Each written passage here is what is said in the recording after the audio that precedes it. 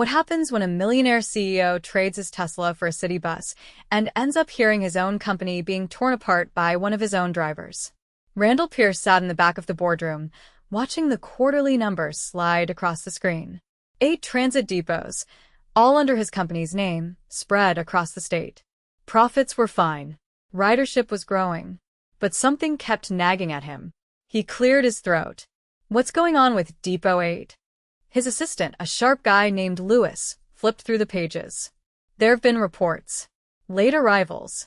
Driver complaints. Some riders claim the buses skip stops. I've been hearing that too, Randall said. But every time I ask for details, I get a different answer. Either it's not a big deal, or we're looking into it. The district manager, a well-groomed man named Jeff, leaned back in his chair. Depot 8's just a bit stretched. Staff turnover's been high. It's not serious. Randall narrowed his eyes. How many drivers are they down? Jeff hesitated. 7. Randall's eyebrows shot up. Out of how many total? 20. He exhaled sharply. That's over a third. Jeff shrugged. We've posted job openings. It's just hard to find good drivers right now. Randall didn't respond. His mind was already working. He'd inherited the company from his father 4 years ago. Built it up. Modernized it. But he hadn't ridden one of their buses in over a decade. Not since he was a broke college kid using his dad's bus pass to get around. Maybe it was time to change that. The next morning, Randall stood on the sidewalk across from Depot 8, dressed in faded jeans, a gray hoodie, and an old ball cap pulled low. He wore a fake beard just enough scruff to throw people off and dark glasses. His ID said his name was Doug Meyer, a new hire from a staffing agency brought in to help cover the driver shortage. He walked into the depot, heart beating a little quicker than expected. The place looked tired. Walls scuffed. Chairs mismatched. A vending machine with an out-of-order sign taped on it. No one looked up when he entered. A woman behind the counter handed him a clipboard. Fill this out. You're with the agency, right? He nodded. Okay. You're training with Wally today. Route 6. Randall blinked. That's one of the main lines, right? Yeah. You got a problem? No, he said quickly. Just asking. Wally turned out to be a thick-set man in his 50s with a limp and a loud voice. He didn't shake Randall's hand, just grunted and said, "Let's go." They pulled out of the depot 15 minutes later. Route 6 snaked through the city's east side, past schools, grocery stores, apartment complexes, then looped back to the depot. Randall sat in the front, pretending to take notes. Wally muttered under his breath as they drove. Kids never say thank you anymore. Damn school brats. At the next stop, a woman with 2 toddlers stepped on board. Wally didn't even glance at her, just started driving again before the stroller was fully secure. Randall kept quiet for now. By the 5th stop, Wally's tone had shifted from grumbling to full-on rant. You know what the real problem is? He said suddenly, not caring if passengers heard. This company. They treat us like we're disposable. You seen the new uniforms? Cheap crap. And the schedule? Impossible. They don't care if you're sick, if your legs hurt, if your back's shot from 20 years of this. They'll still write you up for being 3 minutes late. Randall said, Have you talked to management about it? Wally snorted. Management? You mean that clown Jeff who shows up once a week and sits in the office pretending he knows what it's like out here? He laughed bitterly. Nah. They don't listen. They just want to look good on paper, so the big boss up in his glass tower can pat himself on the back. Randall stayed still, eyes forward. Wally kept going. And don't get me started on the broken buses. You know how many times I've had to duct tape a side mirror just to finish a shift? But if you complain, they say you're negative. Negative my ass. I'm trying to keep people alive. A teenager sitting nearby looked uncomfortable. At the next red light, Wally turned to Randall. You knew? Let me give you some advice. Don't get comfortable. They'll burn you out and toss you. Randall met his eyes. You ever think about quitting? Wally laughed again. Every damn day. They returned to the depot 20 minutes late. No one asked why. Wally hobbled off the bus without another word, disappearing into a back room. Randall turned in his clipboard and walked outside into the sun. His stomach felt tight. He knew people had complaints. But hearing it like that, raw and unfiltered, from a man who'd probably worked here longer than most of the managers, that hit different. Back in his car, he pulled off the hat and beard, ran a hand through his hair. He stared at the depot in the rearview mirror. That wasn't just one bitter old man. That was a crack in the foundation. And he needed to see how deep it went. The following morning, Randall showed up at Depot 8 again under the same alias. He kept his gear simple, just a thermos of coffee and a small notepad clipped to the inside pocket of his jacket. This time, he was assigned to ride along with a driver named Aisha, covering Route 2. Aisha was in her early 30s, lean, alert, and clearly exhausted. She greeted him with a brief nod through the mirror as he climbed aboard. "Don't talk while I'm driving," she said without turning around. "I've got a double shift, and I already lost my voice yelling over a broken intercom yesterday." The bus rumbled to life, pulling out of the depot with a mechanical groan. The dashboard blinked with 2 orange warning lights. Randall waited, but she didn't acknowledge them. After a few stops, he stepped forward slightly and lowered his voice. "You see those alerts?" "Yeah," she said. "I see them every day. If we parked every bus with a warning light, this company would collapse in a week." He leaned against the rail. "You report them?" "Of course." "Doesn't matter." "Maintenance logs them, then clears them without fixing half the stuff. They're under pressure to keep units rolling." "No esperes." Aisha's driving was sharp, precise.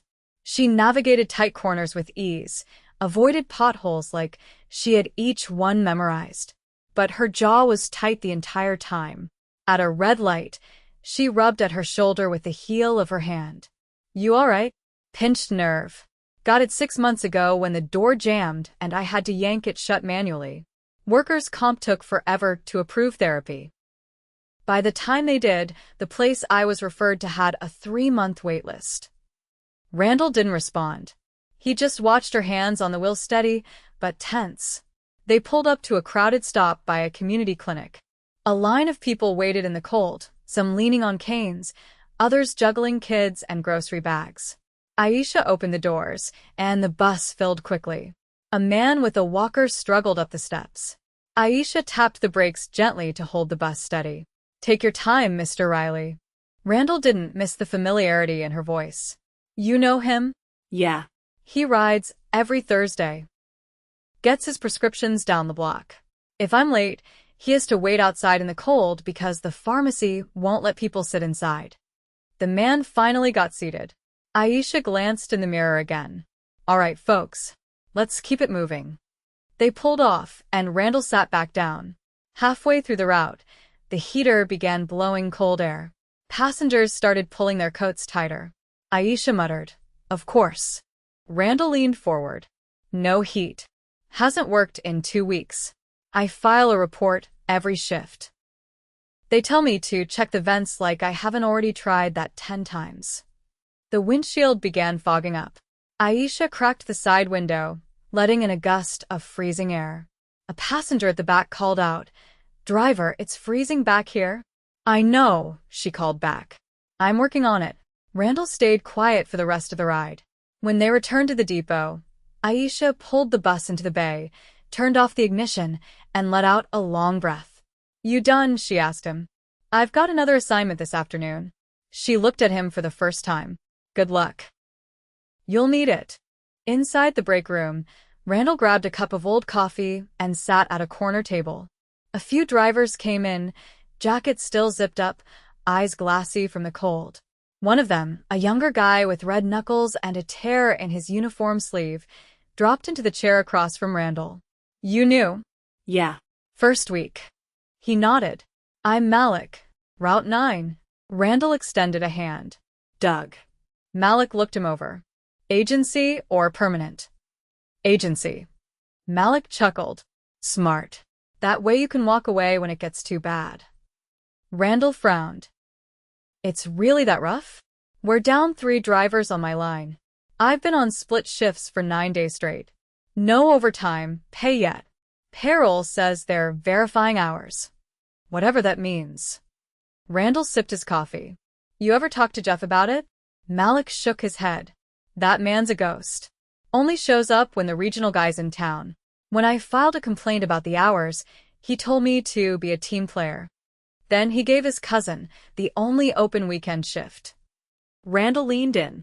Wait, his cousin works here? Yeah. Dispatch. Got hired last month. No interview. No training. Just walked in and started assigning routes. Randall's jaw tightened. That's not how we're supposed to do things. Malik gave him a puzzled look. You talk like you've been around longer than a week. Randall stood up. Just paying attention. He dumped his coffee in the sink and stepped into the hallway. His phone buzzed. A message from his assistant. Board review materials ready for Depot 8. He didn't open it. Instead, he walked toward the back of the building, past the driver lockers and down a corridor smelling faintly of antifreeze. He found the maintenance bay and slipped inside. 3 mechanics worked under a lifted bus. One of them, a woman with a ponytail and oil-smeared gloves, looked up. You lost. Just checking out the place. She narrowed her eyes. You're not a driver. Agency temp. Thought I'd see how things run back here. She didn't look convinced, but didn't stop him. Randall walked slowly past the workstations. Parts were stacked haphazardly on metal shelves. A floor jack sat under a tarp clearly broken, its handle bent. A clipboard hung on the wall labeled Repairs Pending. Every line on the first 2 pages was filled. A man in coveralls emerged from under a bus and wiped his hands on a rag. You looking for someone? Just curious. How's the workload? The man laughed. You kidding? We've got 17 buses in rotation, and only 3 of us down here. Half the parts we order don't show up. The other half get delayed because we switched suppliers last year to cut costs. Randall nodded. That why the heaters are out? Yeah. Cheap replacements. They burn out fast. We tell management. They say keep it going until the next audit. They don't want to report too many issues. Makes the numbers look bad. Randall felt a slow burn behind his ribs. He thanked them and walked out. That afternoon, he rode with a driver named Carla. She was quiet, kept her eyes on the road, barely spoke except to call stops. But near the end of the route, Randall noticed her hands trembling slightly at each red light. You okay? She hesitated. Blood sugar's low. I haven't eaten since 5 this morning. Why not? No time. I was supposed to get a break between shifts. Got pulled into a cover route instead. Dispatch said if I didn't take it, I'd lose hours next week. Randall stared at her. They said that directly? Yeah. It's not written down, or anything. Just the way they talk to you. Back at the depot, Carla parked the bus and sat motionless for a few seconds before stepping off. Randall followed, heart heavy. Outside, the sky had begun to dim. Streetlights flickered on. He stood by the chain-link fence, staring at the rows of buses, most of them dented, some with chipped paint, a few leaning slightly from uneven tires. This wasn't just bad management. This was erosion. Quiet, steady, and ignored. He thought of Wally's outburst, Aisha's shoulder, Malik's unpaid hours, the mechanics with their broken tools, Carla's empty stomach. And above it all, Jeff, who hadn't shown his face once since Randall arrived. Randall pulled out his phone. He dialed his assistant. Lewis, he said. Clear my schedule for tomorrow and the next day. You have the board review. Push it. I'm staying down here. He hung up and walked back to the depot doors. The wind picked up, cutting across the lot. Randall zipped his jacket and stepped inside. He wasn't done yet. Randall didn't leave the depot that night. After the last bus rolled in and the lights dimmed across the lot, he stayed in the break room, jacket draped over the back of a chair, watching the slow drip of a leaky ceiling pipe near the vending machine. He didn't sleep. He didn't try. By 6 the next morning, he was back in uniform, waiting in the dispatch office. A young man, maybe 19 or 20, sat behind the desk, chewing on a pen cap and scrolling through a spreadsheet. The name tag on his chest read Tommy. His sweatshirt sleeves were pushed up to the elbows, revealing a thin wristwatch and a faded tattoo that looked like it had been done in someone's garage. "You're Doug, right?" Tommy said, glancing up. Randall nodded. "You're running Route 12. Bus 37. Keys are hanging by the locker." "How long's the route?" 4.5 hours. "You'll loop it twice." Randall gave a slow nod. "Got a break in between?" Tommy shrugged. "Depends if someone shows up for Route 7. If not, we might need you to fill." "I'll let you know." "What happened to the driver on 7? Called out. Said his kids got a fever. Probably just tired." Randall paused. "Their backup available?" There was. "She quit last night." He said nothing else, just grabbed the keys and walked out to the lot. Bus 37 had a cracked side panel and a missing rear wiper. The inspection tag was 3 days past due. He climbed inside, turned the ignition, and listened as the engine coughed before settling into a low grumble. The first loop passed without incident. Route 12 cut through a stretch of manufacturing blocks and ended near a mixed-use neighborhood of duplexes and small ethnic grocery stores. A few passengers boarded with reusable shopping bags and nodded politely. No one talked. By the second loop, the bus was fuller. Randall kept his focus on the mirrors, the turns, the timing. He kept his head down, his voice calm, his route clean. He was doing what they did, no shortcuts, no special treatment. At the end of the line, as he pulled into the depot, Tommy flagged him down. "Hey, Doug," he said, glancing at his phone. "We're up against it. Can you take another run?" Randall kept his voice even. "What happened this time?" "Dispatch list's a mess." Carla walked off mid-shift. Left the bus parked by a laundromat on Route 3. Said she's done getting guilt-tripped into skipping meals. Randall didn't hesitate. "Give me the location." Tommy looked relieved. "You sure?" "Yeah. "Just send me." It took him 15 minutes to get to the bus. Sure enough, it was parked with the hazard lights blinking and the key sitting on the dash. The heater was still running, barely pushing lukewarm air. A registration clipboard was tucked behind the visor, notes scribbled in looping handwriting. "No cabin heat. Door slow to close. Rear brakes grind." Randall slid into the seat and pulled back onto the road. Route 3 was tight, lots of stops, narrow streets near the university, a steady flow of foot traffic.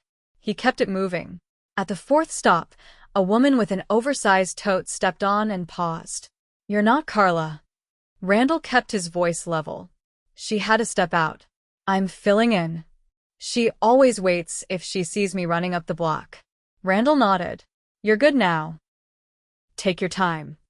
She climbed aboard quietly. Midway through the shift, a dispatch call came through the radio. The voice was sharp, clipped. 33, you're off schedule by 5. Adjust at next loop." Randall keyed the mic, copy. He pulled into the depot an hour later. Inside, Tommy was arguing with a man in a dirty blue parka. The man's voice carried.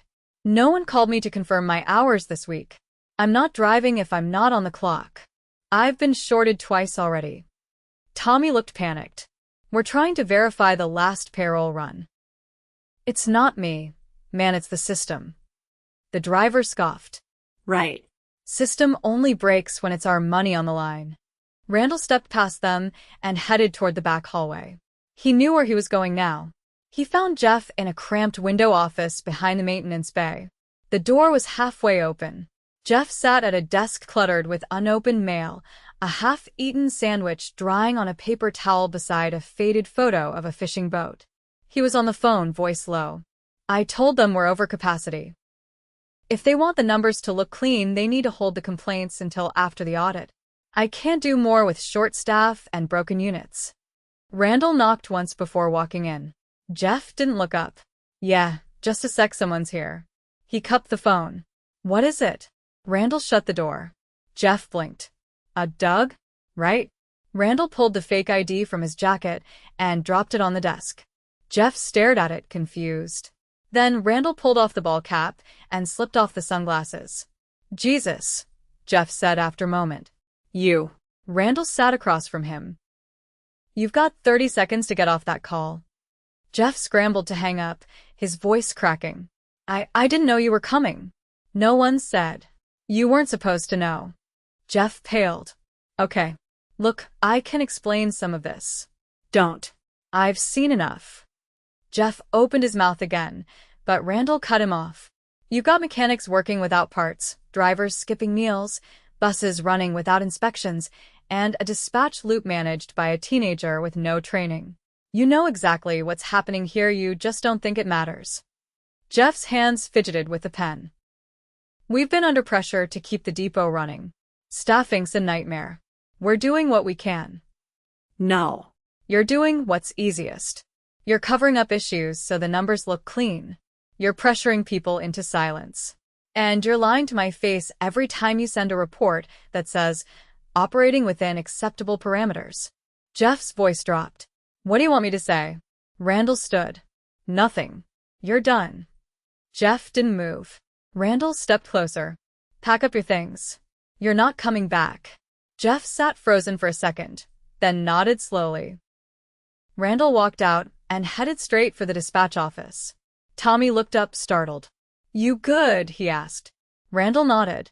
You're not in trouble. I need you to keep the schedule stable for the next few hours. I've got someone coming in to help you. Who? My assistant. Tommy blinked. Wait, what? Randall offered a tight nod. I'll explain later. By the time Lewis arrived, Randall had already started pulling files from the office. Maintenance logs, overtime requests, personnel complaints, all of it. He laid them out across the break room table, turned on the overhead light, and began sorting. Aisha walked in near sunset, coat slung over her shoulder, her steps uneven. She stopped when she saw Randall. You're the boss, aren't you? He looked up. Yeah. She glanced at the papers. You're not just visiting. No. She sat across from him, hand resting on her knee. You saw all of it? He didn't answer right away. Then he said, I saw enough to know we've let this place rot. She didn't nod, didn't speak. Randall added, I've already made calls. We'll move in a temporary operations lead tomorrow. Payroll is being audited. Maintenance will get full authorization to order without approval. But it's going to take time to undo this. Aisha raised an eyebrow. You're serious? I've got no choice, he said. I built this company to be better. I lost track of what that meant. That ends now.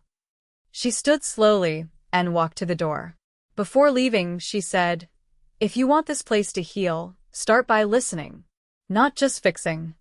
Randall watched her go. He didn't say anything. He just kept reading. Outside, the wind picked up again, and the lights in the lot flickered on by themselves. By dawn, the depot smelled of wet asphalt and burnt coffee.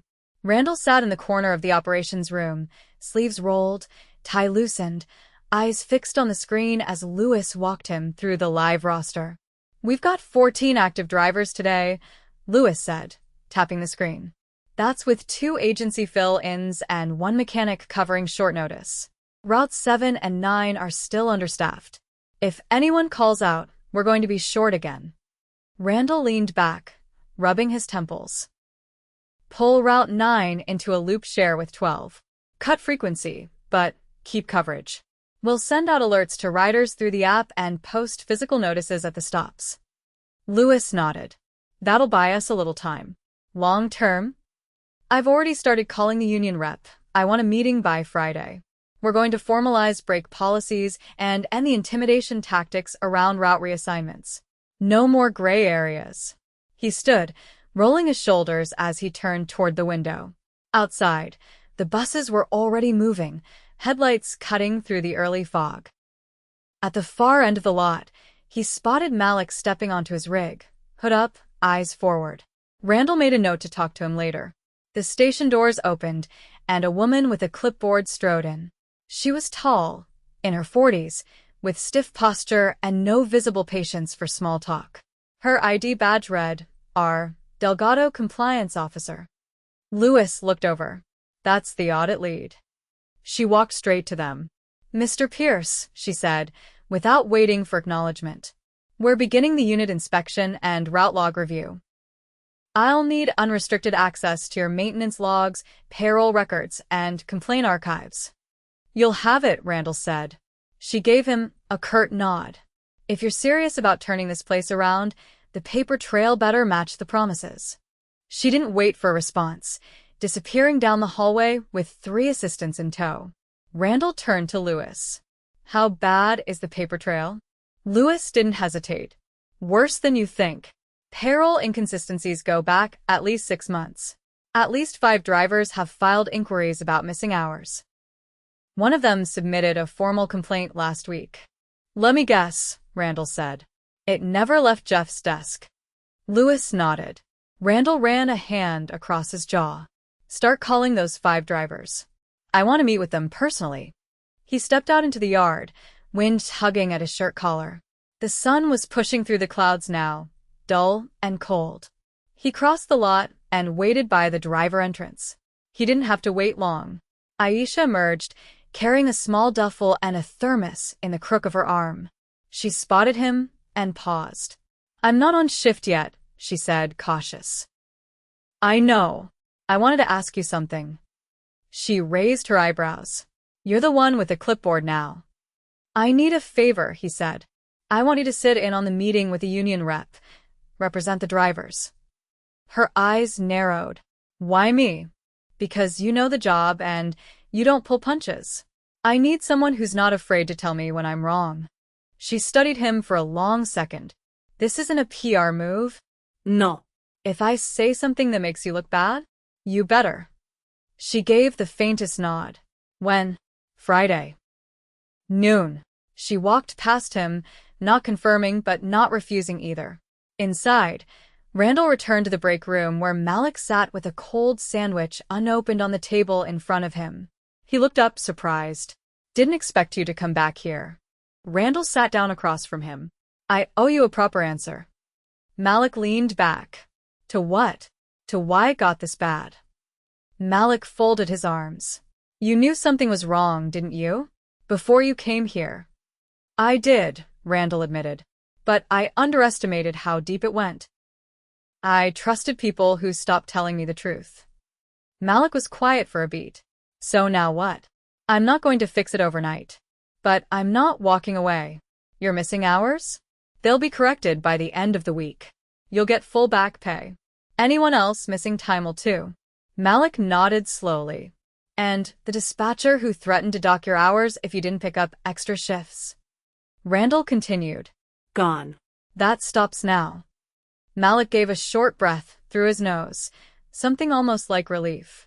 You're actually doing it. Randall stood. I'm trying. And I need your help. I want you to trial a new mentoring program. Pair new hires with experienced drivers. Paid time. Clear standards. You'd be one of the first. Malik looked hesitant. You think anyone's even going to stay in this job long enough to be mentored? Not unless we change what it means to work here. That starts with you. Malik picked up the sandwich and unwrapped it. If I say yes, I want input on how it's run. You'll have it. That afternoon, Randall joined the inspection team as they walked the maintenance bay.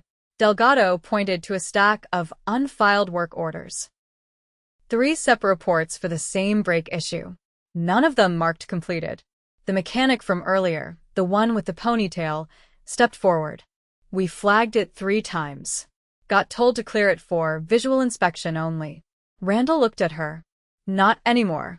From now on, you log every issue and no unit leaves the lot unless it's safe. Full discretion. She blinked. That's not how it's been. It is now. Delgado didn't smile. She simply wrote it down. By sundown, Randall had met with every driver who filed a complaint.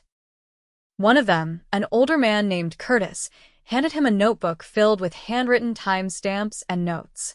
I kept this because I knew someone would eventually ask, he said. Didn't expect that someone to be you. Randall flipped through the pages. This is gold. You just helped fix our audit. Curtis shrugged. Just wanted what I earned. You'll get it. Curtis gestured around the room. You're not the first guy who said that. Randall closed the notebook. I'll be the last who needs to. It wasn't perfect. Staffing was still short. The depot still creaked under the weight of years of neglect. But by the end of the week, every driver had received corrected pay. Maintenance had cleared a backlog of repairs that hadn't been touched in over a month. And for the first time in memory, the suggestion box wasn't empty. On Friday at noon, Aisha sat across from the union rep and didn't hold back. She outlined every pressure tactic, every skipped break, every time a driver was threatened with fewer hours for speaking up. Randall didn't interrupt. He took notes. And when she finished, he looked the rep in the eye and said, "We'll write it into policy. No retaliation. No ampad labor. No wiggle room." After the meeting, Aisha stood in the doorway. "You're going to make a lot of enemies cleaning this up." "Yeah," Randall said. "But I'll be able to look people in the eye again." She paused. "You ever think about driving again? For real?" He smiled faintly. "Once this is stable, I might just take Route 6 myself." She shook her head. "You wouldn't last a week." He laughed. "Probably not." That night, Randall stood at the edge of the depot as the last bus rolled in. The lights overhead buzzed quietly. Everything smelled like oil, cold metal, and something faintly alive. He didn't feel distant from it anymore. He walked the lot slowly, hands in his pockets, as drivers parked and lockers clicked shut. They nodded now. Not out of obligation. Out of recognition. A week ago, he came here to catch someone failing. Instead, he found people surviving in spite of failure. And now, finally, they weren't alone.